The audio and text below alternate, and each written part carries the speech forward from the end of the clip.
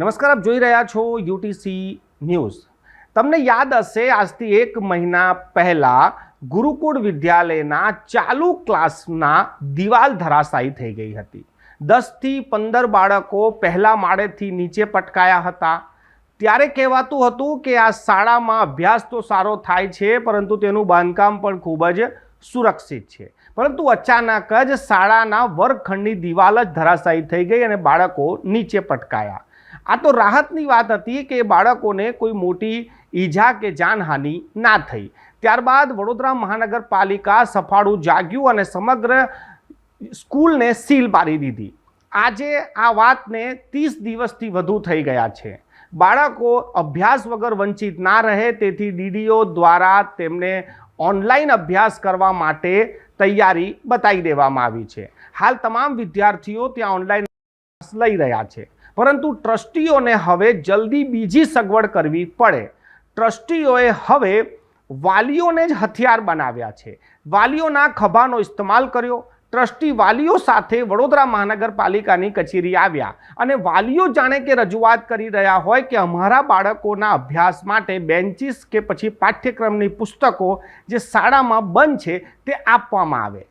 Municipal commissioner Dilip Rana સાથે ટ્રસ્ટીની ચર્ચા બાદ દિલીપ રાણાએ સ્પષ્ટ કરી દીધું છે કે જો શાળા પરમિશન માંગશે કે તેમના બેન્ચીસ કે અન્ય સામગ્રી બહાર કાઢવી છે તો તેમને સીલ ખોલી દેવામાં આવશે।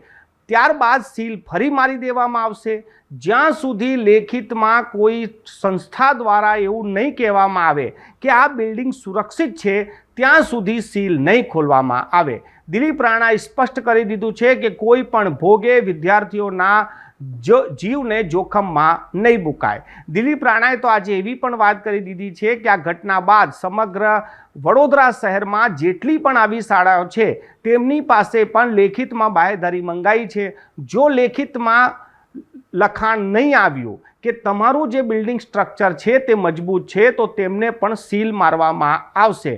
આજે જે ઘટનાક્રમ થયો છે આ ઘટનાક્રમ પર એક નજર કરીએ તો ટ્રસ્ટીઓની વાત એટલા હદ સુધી સાચી છે કે શાળાને સીલ છે તો શાળાના સીલ ખોલીને તેમાંથી બેન્ચીસ કે અન્ય સામગ્રી બહાર કાઢવાની મંજૂરી આપવામાં આવે। પરંતુ જે રીતે વાલીઓને લઈને ટ્રસ્ટીઓ પહોંચ્યા છે આ વાત તો સ્પષ્ટ છે કે આ પ્રેશર ટેક્ટિક છે।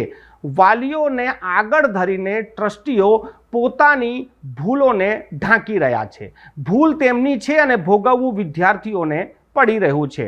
વિદ્યાર્થીઓને ભોગવવું પડી રહ્યું છે ત્યારે હવે વાલીઓને આગળ ધરીને પોતાની માંગો ટ્રસ્ટીઓ મનાવી રહ્યા છે। પરંતુ મ્યુનિસિપલ કમિશનર દિલીપ રાણાએ ટ્રસ્ટીની એક વાત તો માની લીધી છે કે ફર્નિચર બહાર કાઢવા માટે સીલ ખોલવામાં આવશે, પરંતુ ત્યારબાદ આ શાળાને ફરીથી સીલ મારી દેવામાં આવશે।